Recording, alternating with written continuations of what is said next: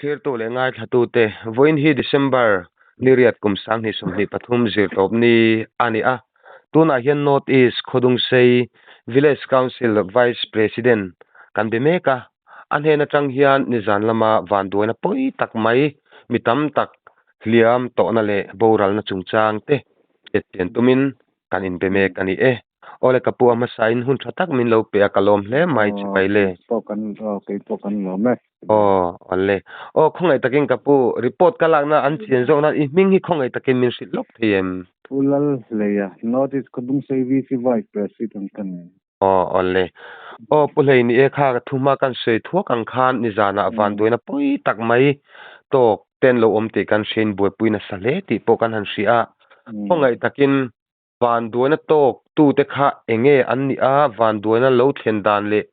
a thlen hun te po soyamo in ti chin chin te min sil mai them le ni zan kha zoram tu ma te po ni ri number ro ka sur du khopa ka mu ma de hle ka ma ra te kan VCP han ran phone sulai son te so la no man pia ni chon kan te kan thei nga la ko kon ken ma de ulok ka sonin Manipur sumo te sual ka ania kan va ken khanin ya han lo om teu to mai ko kon ho chu ruang te an lo la chua ka ko kon lama mi thi ka chu ko kon wai me hola khanan da zelta patni kan lo da thei mana chuan asiam ho kha an ron nu chu piang kha kan lo en ve asiam na zol de ne kan thia ta piang kha le asiam sim sim kha hei ke ni Khodung Sei dam do in lama khanin kanin phur phei zela ti chuanin kan la chuak zo tia khanin kho kon wai me hol lama kan theia mi thi ruang te po chu kan va ena min kha ka he ta chia lawan driver le la te rol pakhat kha han borala chu wai me hola village council amin tuam na te kan va pe ve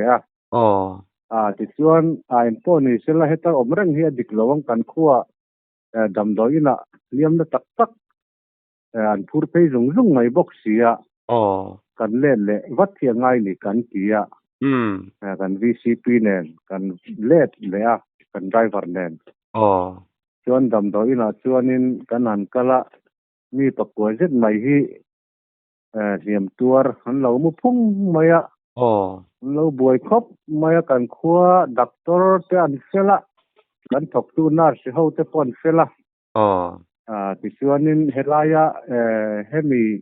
hello kartening an tiang zong zong kha helai kho chuak khu ho kha la thok lem lo MLF fan sarkar na saina SEDP roite MLF na roite ho kha ka ho zong kanan ko khoma an boi pui so ta luya chu tiang chuanin kan Khodung Sei dam doi na chuan kan han khosa a tok tu ten per na poro pe kan doctor te po ha khop maya kan nurse ten te po chuanin tluangi han pia chu abiak thei lawa hun thleng hianin ala mun ngai na lamu char chara mi pas riat te ro chu an biak theia chu tiam chuanin keini po kan VCP nen kan wai ma soi tu te nen kan tlaiwa thaka tuna hian in kan ho chawa tiang chuanin tiang hen min on phone ta kha nia pakhat ro hi chu playrol te pakhat tle ma jiam deu chu Manipur atangin an chung ten lo chu kan huai chawa tuna hianin an chung te lo chuk khi tluang chung te hian lo chuk boka amaro chu tluang hi khoi che thlei te vakala ni ri lo do wang hianin aizol lama pursak tur hianin ruam man na te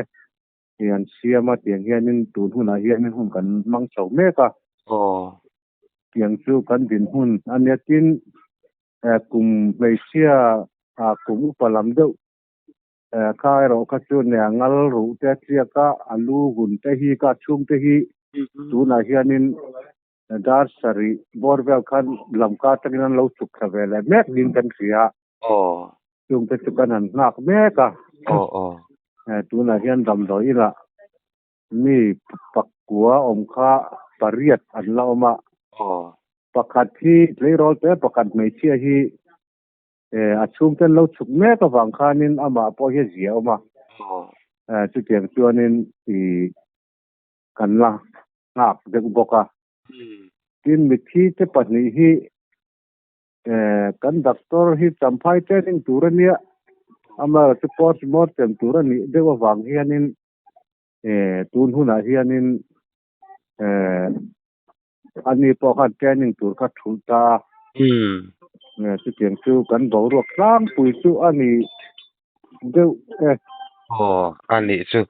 kha ni zan lama tlaiwa thakin trampui ngai te in lo trampuya in tiro pui kan ti hle maya chu ti rolin thlir tu le ngai thatu te hei notice khodung sei lam kan han bia tlemin an hriat hi an ming te po an toi deuh lo theilowa khopon lam hi manipur signal tawar lam ring an ya wangin piak tang thei an ni lova amaro chu ta kan pu te notice khodung sei lam hian hun tha thak min lo pe ani ti lai kha am turin kan ngen masa te ni se chuanin soile kham du chu nia ni jang khanin kan woi ma khoi tu te pon sakom khopin ka sia soko na kan batlan thei tlang roi hloma lam zol ngo palam te po tia pui lam te po an ron kala amaro chu kongkha accident na bula khana min ta khok ka wang khanin keini hi helam tam do in lampang kan ngai to deu wang khanin kan tlan thei le min dang man lawa kan oi ma khoi tu te le khalaya hanmani tantui turakal tam tak ka chu le thei lo khanin khoko na khanen tlai warta ni kongin angin nan ta ka wang khan mo an ni le se manipur atanga lo suk te po kha kong khanan amin nan ta ka wang khanin elaya ain pa siang rong deuh lek khanin athendi chu nong tlang mana amaro chu na kan kotlang khoi tu te malak nain kong te po rang takin company hoina han ti tlanga chuanin kanin kalpo le thei ka chung zunga tu na hianin chu kan din mun tu ni ani chu zo na tlem ka pu kan zo bel chenga khami lir thei kha khoya tanga kal eng service nge ani chon dar eng zat zel tange wan tu na thlen hun kha manipur le aizol in car service nge mo chu aizol lama tanga ron chhoti na aizol lama tanga manipur lampana kalania chu ani phung chu ni wan tu na thlen kha dar eng zat zel tange ni dar kwa borvel diang dar korik ma ta ni ne mo katia roka suna sa kopa sala kalwan sia lo katia tak ka dar ko borvel ne kan chan te ngala dar ko ma te mo dar ko bor cho borvel chu ni karing ani chu ti chuanin kha sumo khan mi engzang e chuang shim mi som pakhat tan chuanga pakua an liama chen chun na viawa patni an boral ani chu ti chuan a chuanga kha heta manipura kan unau te vek nge mizoram mi ni manipur lam mi ve kan ni ti chuanin ta na chuan khami nun na chan ta te kha an hming vel an kum vel kha chu in se thei che lo dewa an kum hi ne an manin kum che kha kan lo zot na chang kan lo the lem lo te min te po an ne kan tirem ruma na chang te kan lo the che lo wa not cholesterol lai mek ania kum upatak chun ni lo ti kha tang kha na se thei dewa mo driver po a upa viol lo ve ti chuanin nun na chan ta te kha enge a huna ka chhon lova boral nge an ni khatiang lai kha ka chhon lo an ni ani thung chu ni enge an che sual chan ni om kha rin zon te amen an ne be sing ni van doi na kal don chuanin mo pu tu ri lo mai thina mo khua te lo nuam lo bok nen motor pakhat car tlan pel tum kha kong sir dai phei zar garan liam phei papan ni mai chuta ale pel tum te ra car khan ne cycle se tang khanin an tlan liam pi kha apnuwa kho kon khuania chu an tlan liam pi abu kha riat khanin a phei hala kho chunga mi va puna tian chuanin an boi pui zui ta ni ti chuanin sumo kha kong atang khan fit engzat vel nge alum fit lam ni loin metar zan ni vel chuni ne yang an ron tia mo metar zan ni vel zat chu lum ni om takani ni chuwa ti chuanin ami chuanga te kha mania hanin sa seng thei pom lovin lak chu ngai ve kang din muna khan dinga three roll te kha chu avol sama deuni arin oma an soi manghian mo kha ero kha chu ron wak chu kan tia three roll me che three roll an palai na chu an ni a phun chen ma bora te pon nia a mun chen nu bora te juglak chu te po khan nia mo muna te an ni de noi mai a top kha a then pui de vek khlom ti na ni mo kung la ka na bun nuwa la ni mo zai chu driver po ka at kami athi na kha aju slavak lawan ti mo a top tu khen lo de nin driver to ka mo ta khang ka po kan zot tik de zel chenga minan se thiam samla enge kami nun na chan ta big te kha han mu som khopin an taksa te kha atm kap mu dana chon mo chu tiang anga kami a driver patero ka chu ne alu vel ka kitchen vel ka kai veliama pakhat zo ka ro ka chu ne a mel ka mu siom long nen khom mai ani chuwa an laina tom khop maya laina tom khop mai ti chuanin ami chuang hrim hrim kha kan zo na thlak u nau te intia enge mi pa le mei thia chuang za ta kha isoi mai them mei chei pathum pali mei chia pali nin ka ria ani chu ten cho mi pa pasari veran chuang ti na an nianga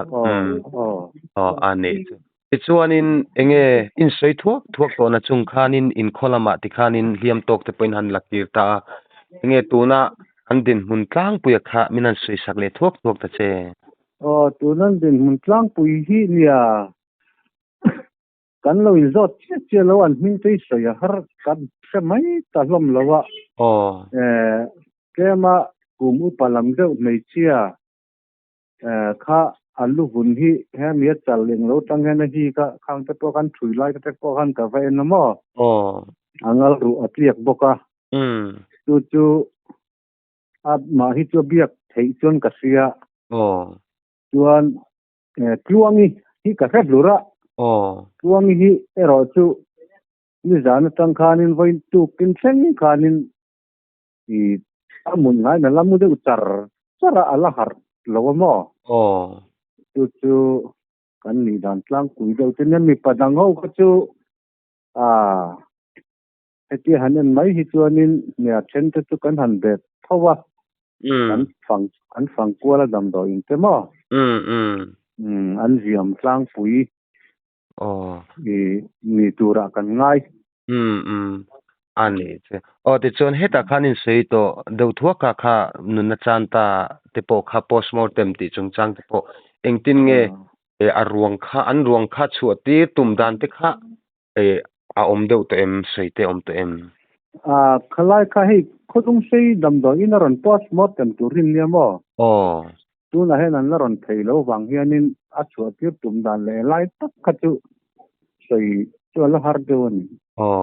ani ti chuanin moi